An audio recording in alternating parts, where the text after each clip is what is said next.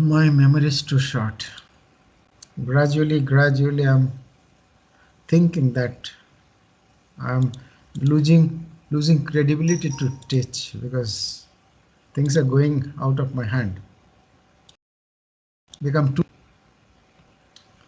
okay. Bring foreign exchange, then increasing purchasing power of citizen, improve quality of life of citizen, earn foreign exchange. What not? There's so much.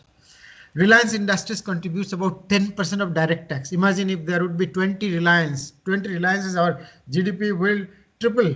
And then Reliance Jio alone contributes directly to 5.65% of our GDP. That was told by a Harvard Business Review study, and that was in 2018. I think I showed 6% in some mail. So correct it, it is 5.65%. Imagine that we have many more such companies. What would be the impact of the GDP? Listen carefully. This is slightly cluttered and complex. This shows industrial revolution. We are in the fourth industrial revolution. If you are not familiar, the first industrial revolution started somewhere at about 1770s, 1784, 80, 84, 85, 86, when steam engine came into being. And just before that, when the first cotton gin, it may not be GIN, I wrote GIN, it may be GENE or something, meaning when the first cotton yarn making machine came into being. Earlier it was a latai kind of a thing, a very crude tool, hand tool, whereas this started in 1776. So 1776, 1784, this is the time when the first industrial revolution started, because first mechanization and first secondary power was used as a steam engine. Before that, about 5 million years, we were using only hand tools, or maybe at the later part, we domesticated some of the animals, and we could that you can construe that as secondary power if you consider animal power as secondary power. Then came some of the automobile and IC engine and many more things, gas, oil, coal, etc., that gave rise to second industrial revolution, when mass production like Ford started the people car, blah blah. Then came PLC, programmable logic control, that gave rise to a lot of automation, even robotic manufacturing and whatnot. Biotechnology also came. Genetically modified crops started coming, like the what is that in the US, that maize was genetically modified, and that revolutionized American economy. Many things actually revolutionized. That is one of them. Then came cyber physical system, blockchain, artificial intelligence, machine learning, and whatnot. Nowadays, whatever you see, this is part of industrial revolution, particularly IoT and things like that. Why this slide is here? Because you need to understand two things. One, we took 5 million years for migrating into or transforming ourselves from a hand tool driven economy to a mechanized economy. Then it took about 100 years or so for us to come to maybe automobile and other things. Then it takes hardly few years for us to go into automation. Then it became even shorter, meaning the change actually is accelerating. Change is not constant. So you never know what is going to come next year. Earlier, for 100 years, people used to think this is life. Like the parents and their children used to see the same technology over and over again. Whereas today, what you are kind of exposed to at your early age, we are exposed to that at our fag end. You may not understand how things were there during our childhood. You should try to understand, and then you'll realize how fast things are changing. And change makes two things. One is it complicates the existing system. It creates complexities, because suppose you have some IoT based solution and you think that this is the most latest technology and you feel complacent, you don't invest in research and development, you don't innovate. Tomorrow you wake up to see that a new technology has come and your business has become redundant. That is number one, and that is why many companies are dying. Those who are not innovative, they are dying.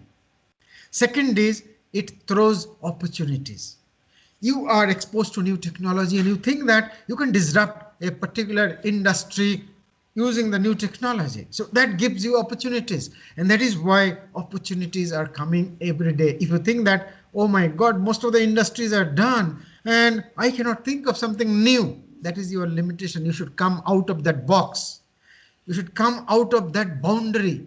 Every day new opportunities are unfolding and you should be able to, you should lay your hands on all of that to create new businesses. And that is why businesses are dying day in and day out and new businesses are coming on. Just to show you, industry 4.0. We are in industry 4.0 and many things actually constitute industrial revolution 4.0. Where are we? This is a very significant component of today's discussion. I'm I get carried away. The age effect. That is why I talk too much about too many things. But if you do not think that way, if you think that positively, that these are bundle of information that makes a person matured, then you will gain a lot of things. That's what I believe. That is why I don't modify myself.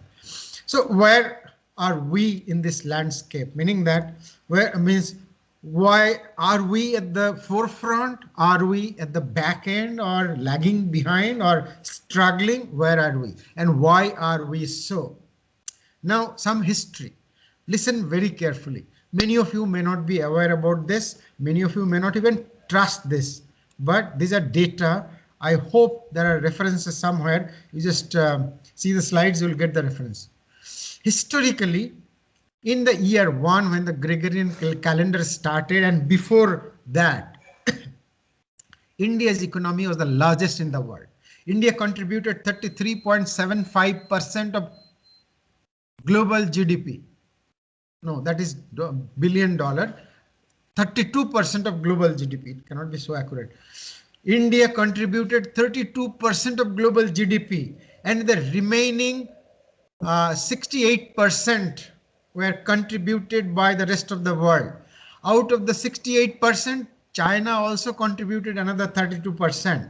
So 64% were contributed by these two nations. 64, that means 36% was that world economy minus India minus China. That was the India's condition, the situation. Then in the year 1000, it came down to 28%. From there, it came down to something like 1.5% in the year 1990. That data is not here. What happened? There were so many invasions. Because India was rich, there was so much of wealth in India, and people from rest of the world targeted India for occupying and robbing and taking the wealth from here back to their nation. So name any superstar of the previous years, you will find that they always try to come to invade India and become heroes, something like that. And particularly during the British period, I don't know if I have that slide. No, I don't have. I'll show you some other time. In fact, I need to show actually. Let me see how much time I take. I'll show you that. That is very important. I wanted to have them, but somehow I did not put it there.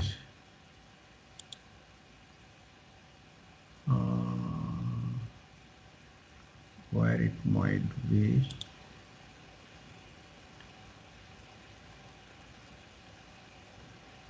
Okay.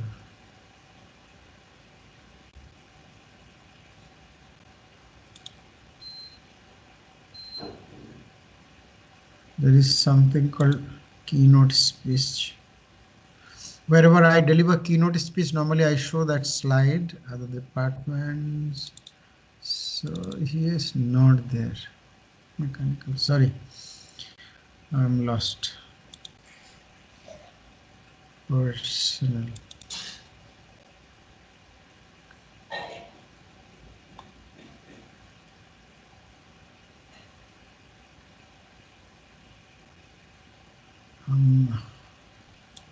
It should be here. So recently I delivered a lecture at, this is the lecture.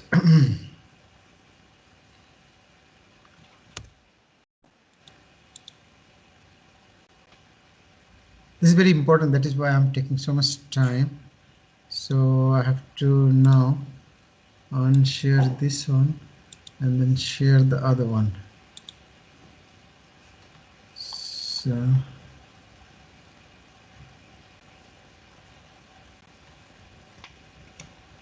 yeah, I wanted to show this graph. Not big, but then it will drive home the point.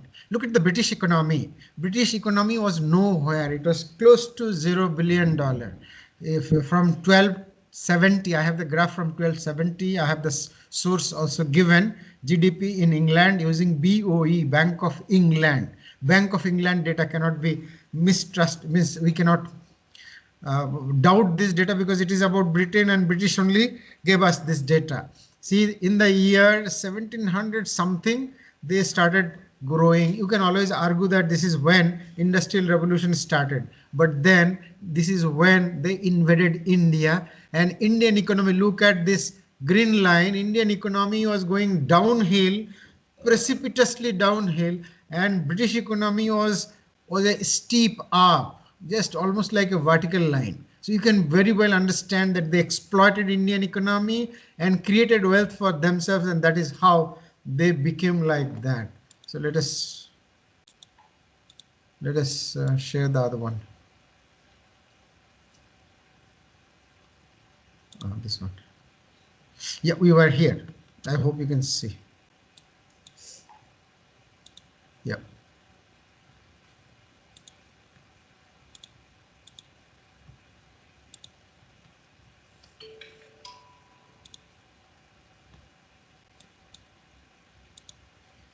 Okay, so it's not going into presentation mode, right?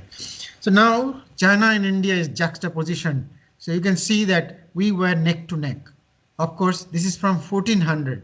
1400, China contributed 30% of global GDP. We contributed only 25%. But look at 1700, ours was 24%. So it was sometimes China more than us, sometimes we more than China. Even in 1990, China, India contributed equal portion in global GDP, whereas China has moved far ahead. In 2015, China contributed 17%, India contributed 9%. This is on what is that? One is purchasing power parity basis, another is something. So this is, I think, purchasing power parity basis. Whatever, forget about that. It is because why this happened and why I am so this thing about the British. When British came here, they looted majority of most of our wealth. Not only that, our artisans were the best in the world.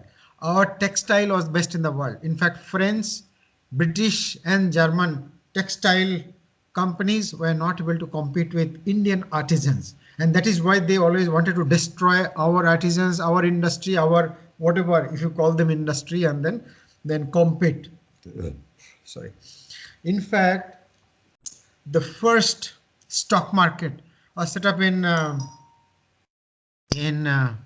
what is that called, in an European small nation, and the first company to be listed was East India Dutch Company. So it's an Indian company, meaning the Dutch promoted the company, but it was based out of India. It was exploiting Indian wealth, and they were listing in Luxembourg. Luxembourg is the country. So it was the first stock market and the first stock to be listed anywhere in the world for the first time was East India Dutch Company.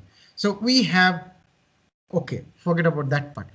Now, what I wanted to tell you that the rest of the world promoted entrepreneurship through innovation, and we remained under siege by the British and others. That is why we were always running for our life, for our safety. That is why we love gold, because we used to always carry gold, because we knew that whether currency have any value or not, gold will always have value. Forget that. So the point that I'm trying to drive home here is that entrepreneurship, through entrepreneurship, America, Europe, and all other countries, even Japan after Second World War, through entrepreneurship and innovation, they built their economy. They defeated India gradually, and now we are at the we are at the threshold of growth, and with the right kind of government policies, it is the right time to start a company. If somebody doesn't start now, he or she will find it difficult moving forward. This is already discussed. Now, there are many myths about this. One is entrepreneurs are born and not made. Absolutely wrong. Dhirubhai Ambani was born in a family. His father was a school teacher, very poor school teacher, and he did not have 2 square meal. He had to sell potato chips in the market when he used to go to school, class 5, 6, 7, 8. He could not go to high school because his father could not afford money, so he had to migrate to Aden as a petrol pump operator. That was Dhirubhai Ambani, Narayan Murthy, Sunil Bharati Mittal, Sabir Bhatia, Steve Jobs, John D. Rockefeller, Andrew Carnegie. None of them inherited business. None of their families were business families. They were all born poor, absolutely poor, except Sunil Bharati Mittal. His father was a Rajya Sabha member. Sabir Bhatia was working in US. I don't know about his parents. Sound ekdom just mute karo, off karo aage. Now click karo na jekhane sekhane. Where was I? Okay, none of their family had anything. John D. Rockefeller was absolutely poor. He could not eat 1 square meal a day, something like that. We'll talk about their stories later. Another myth is that it takes a lot of money to start a business. 80% of the business are bootstrap, meaning that they have some money in the savings bank account, 5,000, 10,000 or something. They borrow 5, 10,000 from friends, and that is how they manage. Entrepreneurs are born in business families? Absolutely not. In fact, if somebody is born in business families, they will have a lot of baggage, emotional baggage, managerial baggages, because they cannot come out of those old philosophies. Of course, there are exceptions, so let us not be too obsessed about that part. Entrepreneurs are extrovert? Absolutely not. But if you're extrovert, don't think that you cannot be entrepreneur, but many entrepreneurs are introvert. Now, there will be many failure stories. In fact, I will give you a lot of data where I'll show you that 90% of the entrepreneurs are failing. Then this data should not actually make you nervous, meaning they should not be looked at menacing at you. There are many reasons why people fail, and most of the reasons can be averted. If you know why people are failing, only that itself will help you to avert many of the failures. So there is always a possibility that you can avert failure and become successful. 42% of the people start a business to do something that nobody wants, meaning they are like IIT students. They sit in their hostel room and then look at the internet. They think that, oh, this guy is doing this, so I can do that. And there is no reason why people will not buy my product. This doesn't work that way. Majority of the people think that way. They go to market after developing the product. They spend a lot of money and time, and then one fine morning they go to market to realize that customers are not liking it. So what can be done to avoid that? You have to get your product ideas validated at the early stage. Whenever the idea is there in your mind, you have to talk to some potential customer, to your friends, to your parents, to others. Tell them, will you buy this if I make? Then gradually you have to repeatedly get validated as you keep on making prototypes.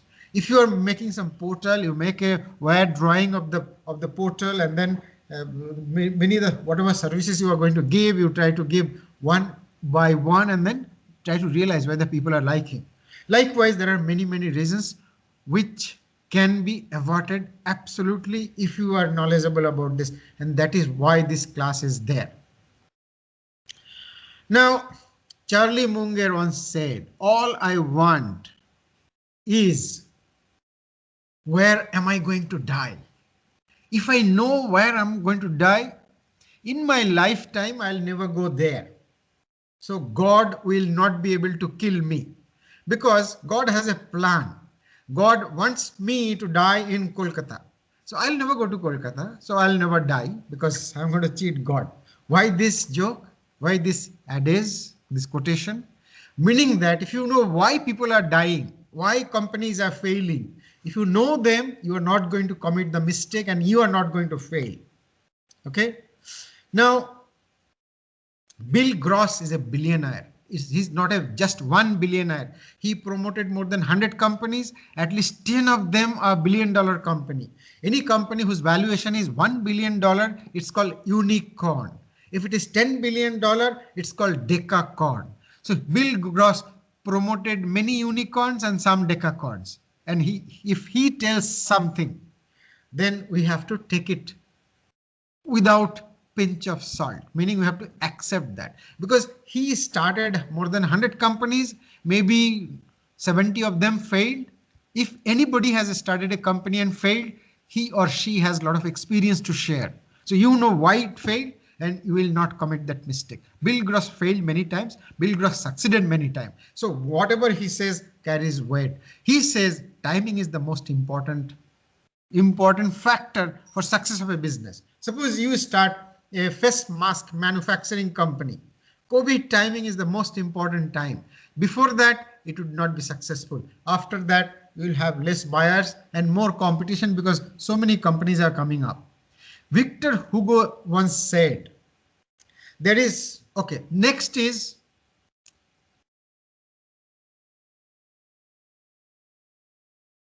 okay, this is about timing. Means the whole slide is about timing. Victor Hugo said, there is one thing in this world which is more powerful than the entire army of this universe. And what is that? That is an idea whose time has come. If you hit upon an idea and its time is just the right time, that idea will create so much wealth and it will disrupt the existing industries so drastically that this is the most powerful thing. That's what they wanted to mean. And why present time is so very important, you all know already. Can we compete or is it just a pipe dream? We definitely can. In the global business parlance, marketplace, if you think that Indian technologies are still yet to evolve, think again. Hero Motors, Bajaj, TVS, wherever they go, Chinese run for their money. The Chinese started marketing their motorcycles in South Africa. Bajaj, TVS and Heroes went there. Chinese shut down their shop.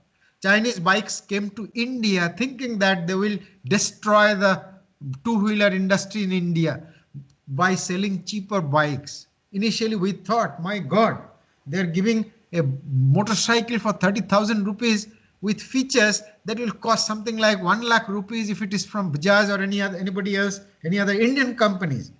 Now, even for museum, you won't get a Chinese two-wheeler in India, Indian market. Same thing in many other marketplaces. Brazil, Argentina, then Middle East, they are being dominated by Indian companies.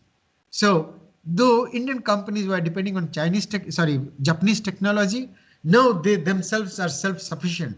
TVS doesn't have collaboration with Suzuki any longer. Bajaj also doesn't have collaboration with Bajaj.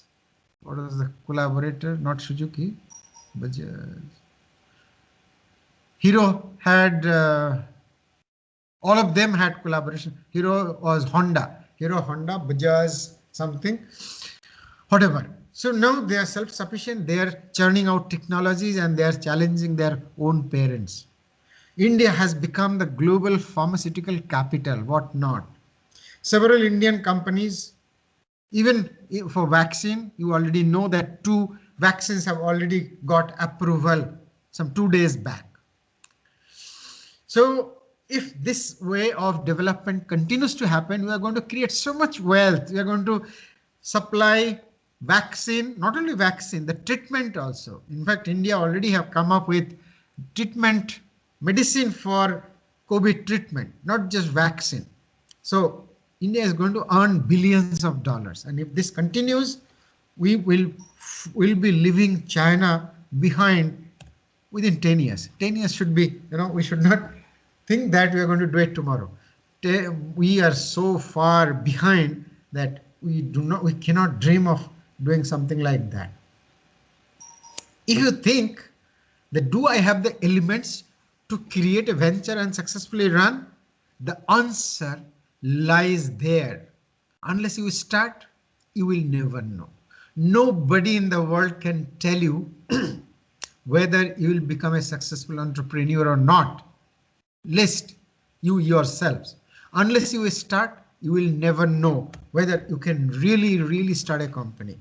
Look at this guy, John C. Maxwell. He said, if you are not failing, you are not at all moving, meaning you are standstill. That is why you are not failing. If anybody is doing anything, he will definitely fail. If anybody tells you that I never failed in my life, you can amply rest assured that this guy did not do anything in life. Or maybe he used to take orders from people.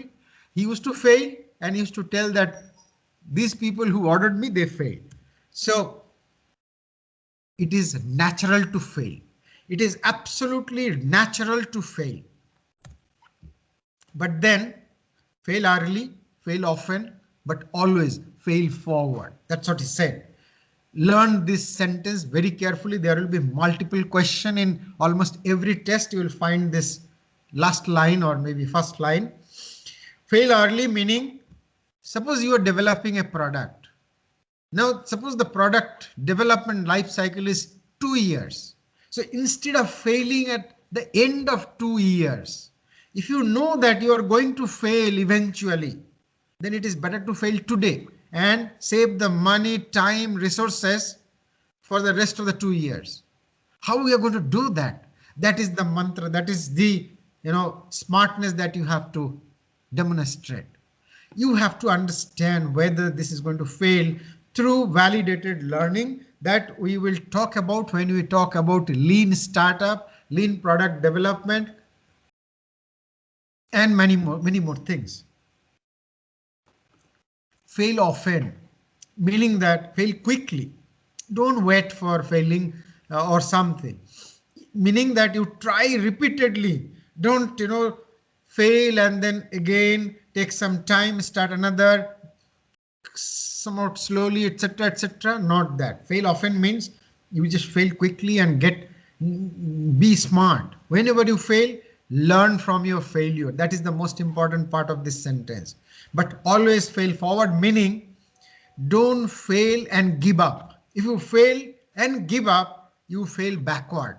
You fall flat. Those are the most coward people who fail and they don't have the energy to fight back because they don't learn from failure. Smart people, they fail early, fail often, but they learn from failure, they restart, they don't commit the same mistake. It's not necessary that you fail early, you failed once, you will not fail again. You will fail often, but you will not commit the same mistake over and over again. You may commit another mistake. Thomas Alva Edison said, if I have failed 10,000 times to build something, I did not fail. Why? Because I discovered that this cannot be solved using those 10,000 methods. So the solution lies outside those 10,000. So I'll be trying something else and someday I am going to pass. I am going to succeed. And that is why Thomas Alva Edison had so much of success. General Electric was promoted by Thomas Alva Edison and many other companies. Entrepreneur, I already defined. It is like entrepreneurship within another enterprise.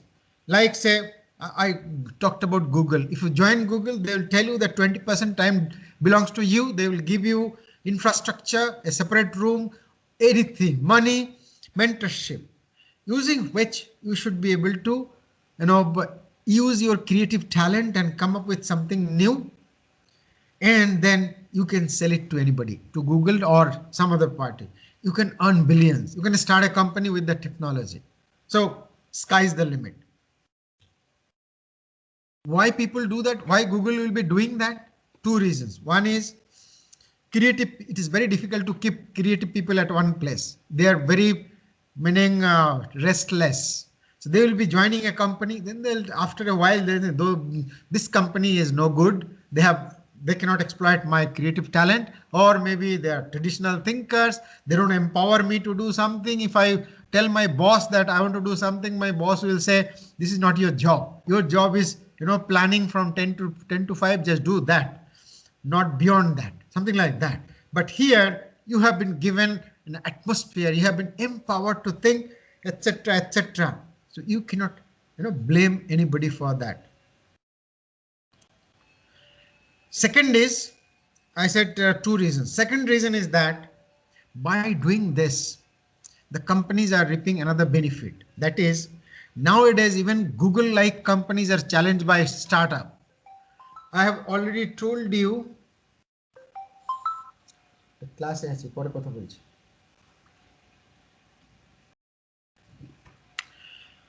okay. Where is it? Yeah, even Facebook was challenged by WhatsApp. WhatsApp was another startup, and it did not have so much of money. They were looking for funding, etc. Similarly, Google also is looking for challenges from startups. Now, if those startups are already creating new knowledge within the company, then they will save them their future challenges, future threats, because these guys are going to create new knowledge. Just a second.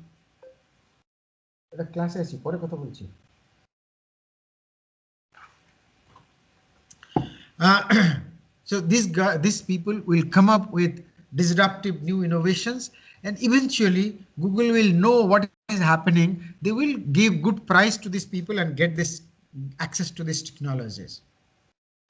Now, Anand Shanwal is an Indian, but he maintains a company called CV Insight. You should visit cvinsight.com. There are a lot of new information and many things. So this is the last slide. You just read them later. I placed it yesterday only. So they have, all those successful companies have one thing in common. But then what I was telling is CV Insight is a website where you get a lot of information, particularly this slide on why companies fail. It is from CV Insight website. In fact, anybody and everybody who are talking about the reasons for failure, they are definitely referring to their data. So read them. So all companies are resorting to innovation, and that is giving them the advantage. What is this? They all have a strong business moat. Okay, moat. I don't want to discuss now. Moats will be discussed later. Let me just move to the next slide. Let me just initiate. Otherwise, I'll never be able to even start that lecture. At least let me start. And this is just stories. So this is a story, so nothing big about it. Even if I don't discuss, you can always read. But I'll definitely discuss. So there are some stories about entrepreneurship. The first stories. Okay, before I go to the stories, more important means the succinct part that I want you to get from here, meaning the takeaways from these stories are the takeaways. What do you take away from these stories? What they tell you about success of business. Dhirubhai Ambani started his life in abject poverty. He could not arrange, means if he would not have done potato chips business in the local marketplace or roadside, his family would not be able to get 2 square meals, something like that. That was the real situation. But then he created the most valuable company in India. Karshan Bhai Khudidas Patel, he started Nirma, but before starting that, he was just a lab assistant, and he came up with a formula for low-cost detergent. He used to sell those detergent on his bicycle. Now Nirma is a multi-billion-dollar company. Kalpana Saroj is a real slumdog millionaire. She also started her life in absolute misery, and eventually she became a multimillionaire. We'll talk about her story as well. Sophia Amoruso is a foreign story, is an American story. Rags to riches story, we'll see that later. Dhirubhai Ambani, the whole story is here. Entrepreneur par excellence. You see some of his activities, you will be surprised that without much engineering or management education, he could create so much of wealth. This data should be revisited. It's not 10 lakh crore. I think today it is 20 lakh crore. This data is old data because Reliance has already got something like $28 billion from Facebook, from many other companies, and the valuation has gone through the roof, and it is, I think, 20 lakh crore rupees or something. All these data are slightly old data. As on 28/11/2019, I have to get the data and update. Maybe I'll do it in the next semester. Now perhaps this second round of data perhaps may not be available. Okay, now look at some of the thing. Born in a poor family, son of a village school teacher, he used to retail cooking oil and onion potato fry at the local village market during weekend. He was highly intelligent. That's more important. High physical, mental energy, strong willpower just for life. That is most important part. Could undertake difficult activities, and he could always compete without looking back. But then his dad suddenly fell sick and he had to migrate to Aden. Aden is in Yemen. This is the place where it is the capital of Yemen is Aden, and that was the port which is highly lively because it was the connectivity between the east and the west in those days. Let us not go into all those. So he was a petrol pump operator, but then later he could get a managerial job in a Shell company. Shell means the petroleum company. He had always been a knowledge seeker. This is the most important part. He was a knowledge seeker. Look at what kind of knowledge he used to seek. One is export-import knowledge, commodity trading, marketing, distribution, currency trading, and money management. This he used to learn during tiffin hours, weekends, and during night time. He never used to spend a minute dilly-dallying or chit-chatting or anything. He had a vision that I will start a refinery back in India. He wanted to come back to India with a lot of money, start a refinery, because he was a manager in some section of a refinery by Shell. So he was learning all these, that someday I will be needing information about export, import, commodity trading. Came to India only recently, maybe 5 years back or 6 years back. But in those days, he used to learn commodity trading, marketing, whatnot. Then he learned trading skill and made exclusive contacts. This is another important feature of entrepreneur. You network with people, because if you start a business and if you want to run it successfully, you will require help from Tom, Dick, Harry, whosoever you know. They are going to handhold for their own benefit, but then you will get advantage. And unless you have connectivity, it's very difficult to manage. He extended free service to Gujarati community to learn accounting. Look at the mentality. He learned banking, insurance, shipping, documentation for export, import, etc., etc. During lunch hours, he used to engage in commodity trading so that he can learn better. And during weekend, he used to learn English. Now, whatever, he became manager. This is the time he became manager. He wanted to come back here and start a refinery. While doing a market research, he realized Indian exporters. He started doing spice trading. Then later he diversified into cotton trading. But then he realized that Indians have a mentality to make more money by selling poor quality stock, and they didn't have any efficiency or customer service philosophies. So he identified that one is quality. I must assure quality to my customer and timely delivery. Quality and timely delivery. And eventually he could get a toehold in the business. And not only that, he started communicating directly with the retailer so that he can make a short cut. You can bypass the middlemen, because middlemen were trying to sabotage his business. So he could bypass them by direct connectivity with the retailer or mill owners. There he used to say, profit I share, loss is mine, profit I share. Meaning that if there is a loss, that is mine. But if I make profit, I am going to share with you, even though I am selling you at a price and I have every right on this price. But by selling this, if I make some profit, I will transfer some profit to you. But if I ever make loss, I am going to bear that loss. So likewise, I'll just mention one more thing and then call it quit. He introduced, okay, look at his business acumen.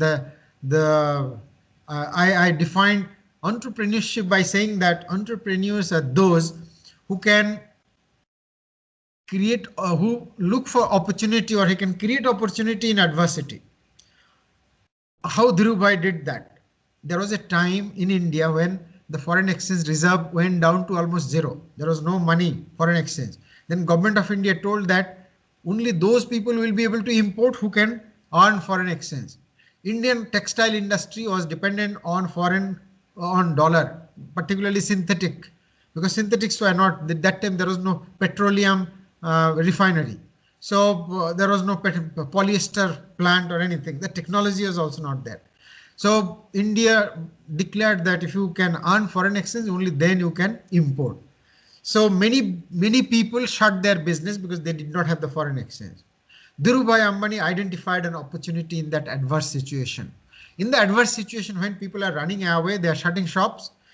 What Dhirubhai did, he exported cotton at a loss to earn foreign exchange. With that foreign exchange, he imported synthetic variety of textile and he sold just like a monopolist and earned handsome profit. So look at the business acumen. He sold at a loss, but then eventually he made super profit. So that is how, this is a great example of identifying an opportunity in adversity. He introduced a shiny variety called Bambar in Indian market, and Indians were crazy about shiny variety, and that is how he became more successful. Let me complete just the Dhirubhai story. This I have already discussed. Okay, I'll start from here in the next class. This is just the contribution. Next part is question by Kodidas Patel.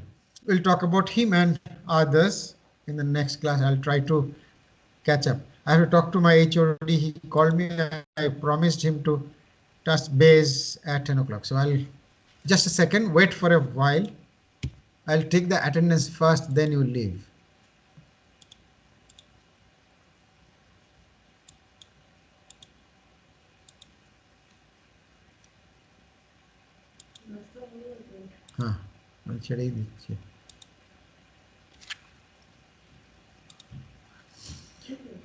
Yes. Yeah, it's done. I got the attendance.